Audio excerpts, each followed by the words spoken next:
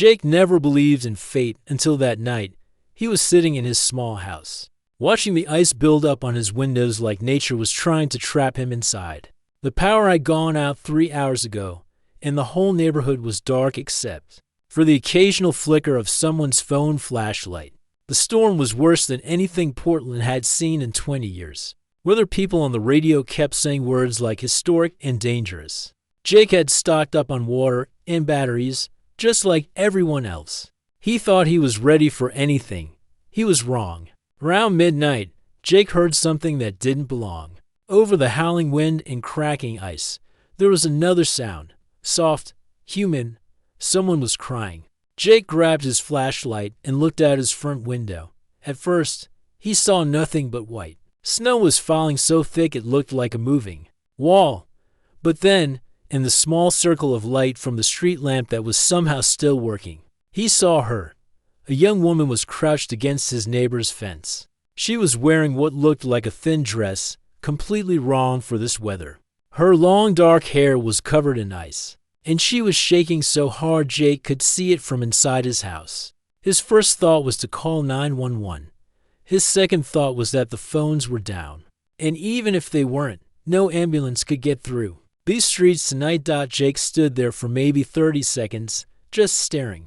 The woman looked up toward his window, and even from that distance, he could see her eyes. They were the kind of eyes that had seen too much, scared eyes, lost eyes. She was going to die out there. Jake didn't think about it anymore.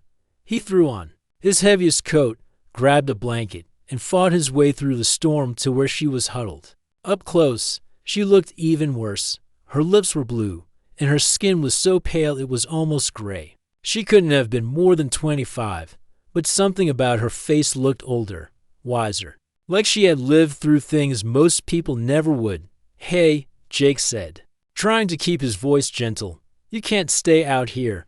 You'll freeze." She looked at him with those strange eyes, and for a moment, she didn't say anything. When she finally spoke, her voice was soft and had an accent he couldn't place. "I am sorry," she said. "I did not know where else to go." The way she said it was odd. Her words were too careful, like English wasn't her first language. But it wasn't just that. She spoke like someone who wasn't used to talking to strangers, like someone who had been alone for a very long time. "It's okay," Jake said, wrapping the blanket around her shoulders. "My house is right here. Come inside and get warm." She hesitated, actually pulled back a little, like she was afraid of him. Jake realized how this must look to her. A strange man in the middle of the night, asking her to come into his house. "Look," he said, stepping back to give her space. "I'm not going to hurt you, but if you stay out here, you're going to die." That's not me being dramatic. That's just what happens when people freeze. She studied his face for a long moment, like she was trying to read something there. Finally, she nodded. Getting her inside was harder than Jake expected. She could barely walk, and every few steps she would stop and look around like she was seeing things that weren't there. When they finally made it through his front door, she just stood there, dripping melted ice onto his floor. "Bathroom's right there," Jake said, pointing down the hall. "There are clean towels. Get out of those wet clothes before you get sick." She stared at him blankly. "Towels," Jake said again, slower. "To dry off, and I'll find you something warm to wear." Something clicked in her eyes then, and she nodded. But as she walked toward the bathroom, Jake noticed she was walking wrong. Not like she was hurt, but like she wasn't used to walking on smooth floors, like she expected the ground to be uneven. While she was changing, Jake dug through his closet and found an old sweater and some sweatpants his ex-girlfriend had left behind. He also started a fire in his fireplace and put water on his gas stove to make tea. When the woman came out of the bathroom, she looked completely different. The wet, shivering person from outside was gone. Now she just looked young and lost. The sweater was too big for her, and she was holding the sleeves like she wasn't sure what to do with her hands. "Feel better?" Jake asked. She nodded, but she was staring at his living room like she had never seen anything like it before. Her eyes went from the TV to the bookshelf to the pictures on his walls. She stopped at a photo of Jake with his sister at last year's Christmas party. "This is your family?" she asked. "My sister," Jake said. "Do you have family around here? Someone we should call?" The woman's face went very still. "No," she said quietly. "No family." Jake handed her a cup of hot tea, and she wrapped both hands around it like it was the most precious thing in the world. She took a small sip and closed her eyes. "What's your name?" Jake asked. She was quiet for so long he thought she wasn't going to answer. Then she said, "Kira." "I'm Jake. Nice to meet you, Kira, even though I wish it was under better circumstances." Kira almost smiled at that, almost, but something held her back. They sat by the fire for a while, not talking. Jake kept stealing glances at her, trying to figure out her story. She didn't look like she was on drugs or alcohol. She didn't seem mentally ill, but something about her was different, off, like she was from somewhere else entirely. "Where were you going?" Jake finally asked. "In the storm. I mean, were you trying to get home?" Kira set down her teacup very carefully. "I was walking," she said. "I have been walking for 3 days." 3 days? In this weather? From where? "From the mountains," she said. "East of here." Jake tried to think of what was east of Portland in the mountains. Mostly just forest and small towns. That's a long way to walk. Why didn't you take a bus or call someone? Kira looked at him like he had asked her why she didn't fly to the moon. "I do not have money for buses," she said, "and there's no one to call." The way she said it made Jake's chest hurt. She wasn't just alone right now. She had been alone for a long time. "Well," Jake said, "you're safe now.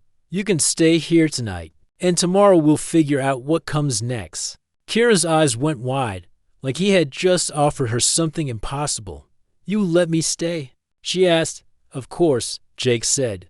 "It's still storming out there. You can't leave until it's safe." For the first time since he found her, Kira really smiled. It transformed her whole face, made her look like the young woman she actually was instead of someone who had seen too much of the world's darkness. "Thank you," she said.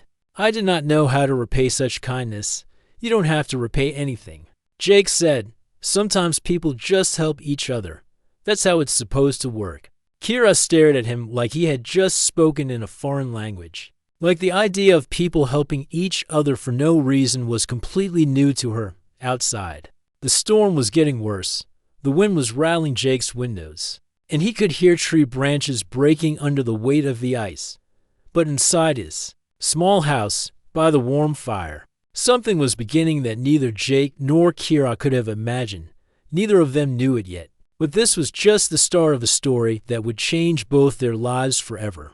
A story about what happens when two people from completely different worlds find each other in the middle of a storm. Jake thought he was just helping a stranger get through a bad night.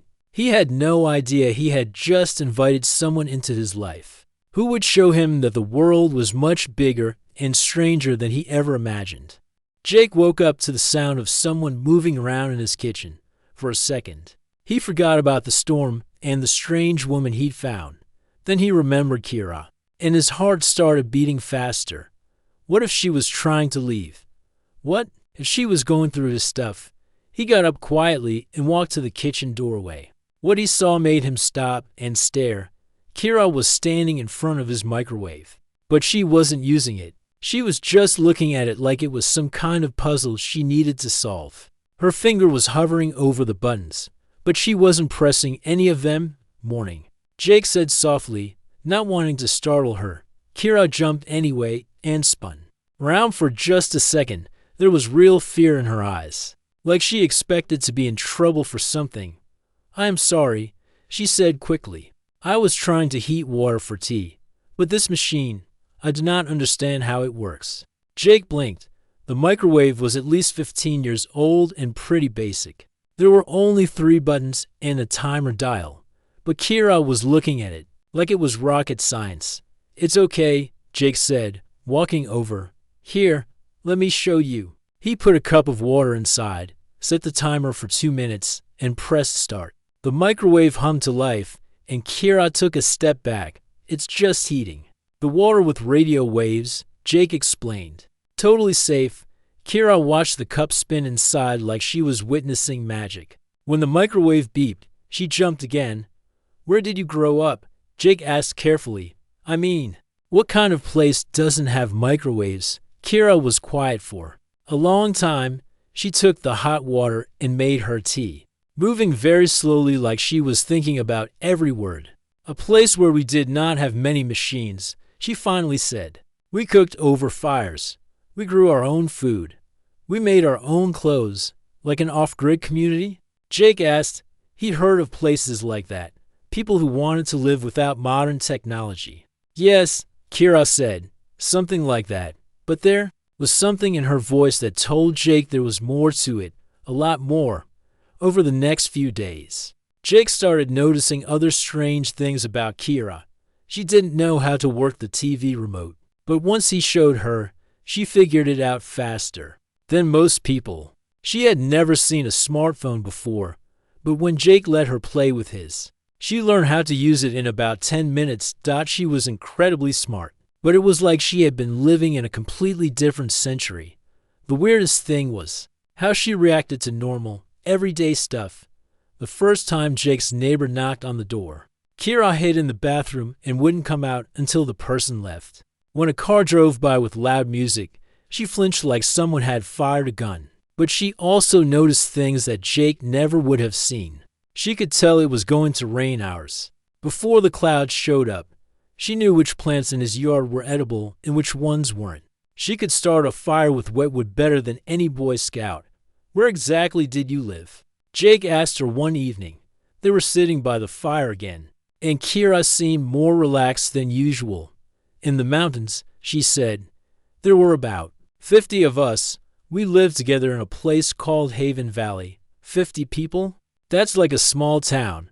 What did you all do there? Kira's hands tightened around her teacup.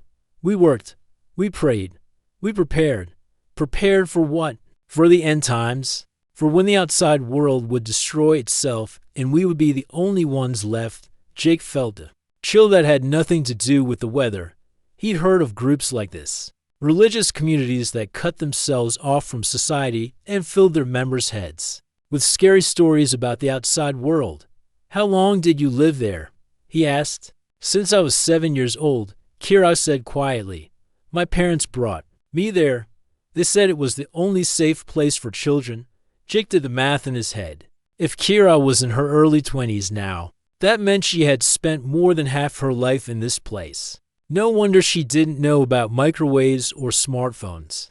No wonder she was afraid of strangers and loud noises. "What made you leave?" Jake asked. Kira was quiet for so long that Jake thought she wasn't going to answer. When she finally spoke, her voice was barely a whisper. "I realized that the most dangerous thing in Haven Valley wasn't the outside world. It was the man who ran it." The next morning, Jake noticed the marks on Kira's arms. She was reaching up to get a cup from his cabinet, and her sleeve pulled back. There were scars there, not the kind you get from accidents. These were deliberate, straight lines that looked like they had been made with a blade.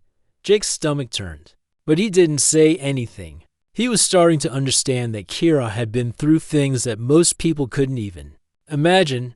That afternoon, while Kira was taking a shower, Jake's curiosity got the better of him. He went to his computer and searched for Haven Valley Religious Community Oregon. What he found made his blood run cold. There were forum posts from people talking about missing family members, news articles about investigations into a closed religious community in the mountains, stories from people who had escaped from places like this. The more Jake read, the more he understood why Kira was the way she was. Haven Valley wasn't just an off-grid community. It was what people called a cult. When Kira came out of the bathroom, Jake was sitting on his couch with his laptop closed, trying to process what he had learned. "You look worried," Kira said. Settling down beside him, "Kira," Jake said carefully, "can you tell me more about Haven Valley? About the man who ran it?" Kira's whole body went tense. For a moment, Jake thought she was going to get up and leave the room. Instead, she took a deep breath. "His name was Father David," she said. "But he wasn't really a priest. He just called himself that. He said God spoke to him directly and told him how we should live. What did he tell you to do? Everything. Kira said. When to wake up, when to sleep, what to eat, what to wear, who we could talk to and who we couldn't. He said the outside world was full of evil, and if we ever left Haven Valley, we would be destroyed. Jake felt sick. What about your parents? Didn't they protect you? Kira's laugh was bitter. My parents believed in Father David more than they believed in anything else. They thought he was saving us when I was 16. Father David said God had chosen me to be his special helper. My parents were proud. She didn't need to explain what special helper meant. Jake could see the pain in her eyes. How did you finally get away? He asked. 3 weeks ago. Father David sent me into other women to town to buy supplies. It was the first time I had been outside Haven Valley in 10 years. While the others were loading the truck, I saw a woman at the store. She was laughing with her children, helping them pick out candy. Kira paused, lost in the memory. I realized I had never seen my mother laugh like that. I had never been allowed to just pick out candy because I wanted it. In that moment, I understood that Father David hadn't been protecting us. He had been stealing from us. Stealing our choices, our freedom, our lives. So you ran? Not right. Away. I went back to Haven Valley and tried to convince the others. I told them what I had seen, how normal people lived, but they were too scared. They said I had been poisoned by the outside world and that Father David could heal me. Kira's voice got quieter. That night, Father David said God had told him I needed to be purified. He said I would have to stay in the punishment room for 30 days with no food, except bread and water. He said if I survived, it would prove I was still worthy of salvation. Jake clenched his fists. He wanted to drive to Haven Valley right now and drag this Father David out by his beard. But he knew that wouldn't help Kira. The punishment room was just a shed with no windows. Kira continued. But the lock was old, and I had learned how to pick locks when I was a child. Father David never knew about that skill. You picked the lock and escaped. I waited until everyone was asleep. I took some clothes and food and started walking. I didn't know where I was going. I just knew I couldn't stay there anymore. And you walked for 3 days? In that storm? Kira nodded. I got lost. I had never been in a city before. Everything was so big and loud and scary. But I kept walking because I knew if I went back, Father David would make sure I never got another chance to leave. Jake reached over and gently took Kira's hand. You're incredibly brave. He said, most people wouldn't have been strong enough to do what you did. Kira looked at him with surprise, like no one had ever called her brave before. Father David always said I was weak, she said. He said women were naturally weak and needed men to guide them. Father David was wrong about a lot of things, Jake said firmly, and he was definitely wrong about you. For the first time since she had started telling her story, Kira smiled. It was a small smile, but it was real. Outside, the storm had finally ended. The sun was shining for the first time in days, and the ice was starting to melt. But Jake knew that for Kira, the real journey was just beginning. She had escaped from Haven Valley, but now she had to figure out how to build a new life in a world she barely understood. Jake also knew, without any doubt, that he was going to help her do it. 2 weeks after Kira's arrival, Jake realized he had a problem. Not the kind of problem he minded having, but a problem nonetheless. Kira was supposed to be a temporary guest, someone he helped through a bad situation. But somewhere along the way, she had become part of his life. She woke up every morning before him and made coffee the old-fashioned way, on the stove. She had figured out how to use his washing machine, but insisted on hanging clothes outside to dry, because she said they smelled better that way. She was right. She was right about a lot of things. The real problem was that Kira couldn't exist. In the normal world without proper paperwork, no ID, no social security number, no birth certificate that anyone could find. Jake's friend Tony worked with people who had escaped from bad situations, and he explained the reality. Getting her legal status is going to take time, Tony said when he came over to meet Kira. Maybe years. The cult probably never registered her birth properly. For now, She's basically invisible to the government. What does that mean? Jake asked. It means she can't get a real job, can't rent an apartment, can't open a bank account. She can't even go to a doctor without questions being asked. Jake looked over at Kira, who was sitting quietly in the corner. She was always quiet when strangers came over, but Jake could tell she was listening to every word. There are ways around it, Tony continued. People who can help with documentation. It's not exactly legal, but it's not exactly legal either. These people exist in a gray area. 3 days later, Jake and Kira met with a woman named Mrs. Chen who ran a small office downtown. She looked like a librarian, but Jake quickly realized she was much more than that. I help people who fall through the cracks. Mrs. Chen explained to Kira, people who were born in places the government doesn't know about, or who lost their papers in disasters. You're not the first person from a close community who has needed my help. How many others have there been? Kira asked. More than you might think. Religious groups, survivalist communities, people who live completely off the grid. When someone decides to leave, they often discover the outside world is harder to enter than they expected. Mrs. Chen asked Kira dozens of questions about her past, her parents, anything she could remember about Haven Valley. Some of the questions made Kira uncomfortable, but she answered them all. I can create a basic identity for you, Mrs. Chen finally said. It won't be perfect, but it will be enough to get you started. You'll be able to work, to learn to drive, to take classes if you want. How much does it cost? Jake asked. For her, nothing.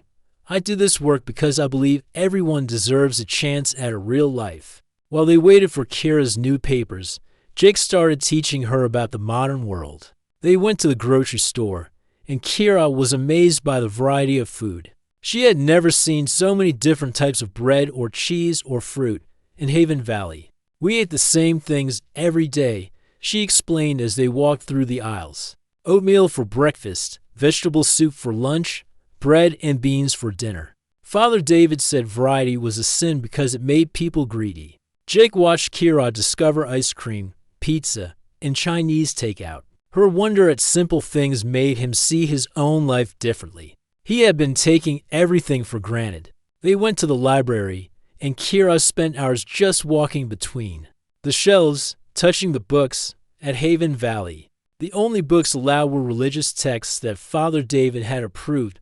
All of this knowledge. She whispered to Jake, all of these stories. How do people choose what to read? However they want, Jake said. That's the point. Kira checked out 6 books that day. She read them all within a week. But Jake's favorite moments were the quiet ones at home. Kira would sit by the window in the evening, watching the neighbors come home from work, walk their dogs, play with their children. She was learning how normal families lived. Are all families different? She asked one night. Very different, Jake said. Some are big, some are small. Some are loud, some are quiet. Some people live alone and are perfectly happy in Haven Valley. All families were the same. The men worked, the women cooked and cleaned. The children obeyed. Father David said this was the natural order. What do you think the natural order is? Jake asked. Kira considered this for a long time. I think the natural order is for people to choose how they want to live, and to be kind to each other. Jake felt something warm spread through his chest. Kira's wisdom came from experiencing both the worst and best of humanity. As the weeks passed, Jake started noticing changes in himself too. He was happier, more patient, more aware of the small good things in his life. Kira's gratitude for simple pleasures was contagious. But late at night, when Kira was asleep, Jake would lie awake worrying. What if people from Haven Valley came, looking for her? What if Father David wasn't willing to let her go? What if someone recognized her and tried to take her back? His worries turned out to be justified. Jake came home from work one Thursday evening to find Kira standing at the kitchen window, staring out at the street. Her whole body was tense, like a deer that had heard something dangerous. What's wrong? Jake asked. There's a man, Kira said quietly. He's been sitting in that blue car for 2 hours. He keeps looking at this house. Jake looked out the window. There was indeed a blue sedan parked across the street with someone inside. As Jake watched, the person lifted what looked like a camera. "Do you recognize him?" Jake asked. Kira shook her head, but Jake could see the fear in her eyes. "I've never seen him before, but I know why he's here." That night, they kept all the curtains closed. The blue car stayed until after midnight. The next morning, the car was back. This time, the man got out and walked around the neighborhood, stopping to talk to people. Jake watched from his bedroom window as the stranger showed something to Mrs. Rodriguez next door. Jake's phone rang around noon. It was Mrs. Rodriguez. "Jake, honey, there's a man here asking about a missing girl. He has a picture. He says she's mentally ill and her family is worried about her." Jake's blood went cold. "What did you tell him?" "I told him I mind my own business." "But Jake, he's asking everyone on the street. Someone's going to talk eventually." Jake hung up and found Kira sitting on his couch, staring at her hands. "They found me," she said simply. "We don't know that for sure." "Yes, we do." Kira looked up at him, and Jake was surprised to see she wasn't crying. She looked determined. "Father David always said he would never let any of his children go. He said we belong to him forever. Well, he's wrong. You don't belong to anyone but yourself. Try telling that to the law. He probably has papers saying I'm mentally incompetent or dangerous. He's very good at making official people believe him." Jake sat down beside her. "So what do? "We fight," Kira said, and there was steel in her voice. "I'm not going back there. I'd rather die first. It's not going to come to that." Jake said firmly, "Tony knows lawyers who handle cases like this. Mrs. Chen knows people who can help. You have friends now, Kira. You're not facing this alone." Over the next few days, Jake's house became a kind of headquarters. Tony brought over a lawyer named Ms. Foster who specialized in cult recovery cases. Mrs. Chen connected them with a private investigator who had been building a case against Haven Valley for years. "This isn't the first time Father David has sent someone to retrieve an escapee," the investigator explained, "but it might be the last. We have 3 other people who left Haven Valley, willing to testify about what goes on there. With Kira's story, we might finally have enough to shut them down." "What about the man watching the house?" Jake asked. "Private investigator hired by Father David. His name is Richard Stone, and he's not exactly reputable. He specializes in tracking down people who don't want to be found. Can we get a restraining order?" "We can try, but Father David is smart. He's probably told Stone to be careful about breaking any actual laws." The break came from an unexpected source. Mrs. Rodriguez called Jake one evening, excited. "That man came back today," she said. "But this time I was ready for him. I recorded our whole conversation on my phone. Jake, you need to hear what he said." When Jake listened to the recording, he couldn't believe it. Stone had offered Mrs. Rodriguez money to help him retrieve the girl. He had also made it clear that Father David didn't care what condition Kira was in when she was brought back. "This is enough," Miss Foster said when she heard the recording. "We can file charges against Stone for attempted kidnapping conspiracy, and we can use this to show that Father David is dangerous." The next week felt like the longest of Jake's life. There were court hearings, police interviews, and meetings with social workers. Through it all, Kira stayed strong. She told her story clearly and honestly, even when it was painful. The judge who heard their case was an older woman who had seen everything. She listened to Kira's testimony, looked at the evidence about Haven Valley, and made her decision quickly. "Miss Kira," she said, "you are an adult who has the right to live wherever you choose. This court finds no evidence that you are mentally incompetent or a danger to yourself or others. Mr. Stone, you are ordered to cease all surveillance activities immediately. Father David and Haven Valley have no legal claim over this young woman." When they walked out of the courthouse, Kira stopped on the steps and looked up at the sky. It was